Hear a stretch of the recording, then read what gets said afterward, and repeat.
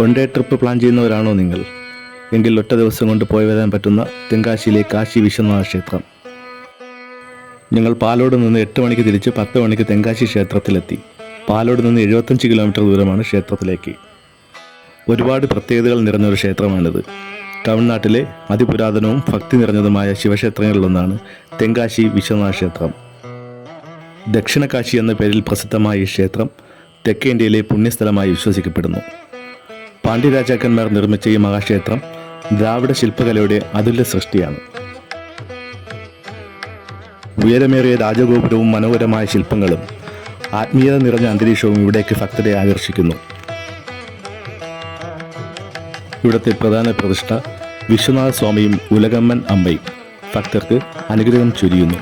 മഹാശിവരാത്രി, ആരുദ്ര ദർശനം, തിരുവാതിര തുടങ്ങിയ ഉത്സവങ്ങൾ വലിയ ഭക്തിയോടെ ആഘോഷിക്കുന്നു.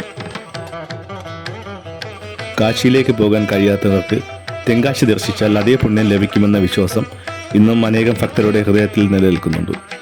പുതിയ വീഡിയോയുമായി ഉടൻ വരും. Good bye.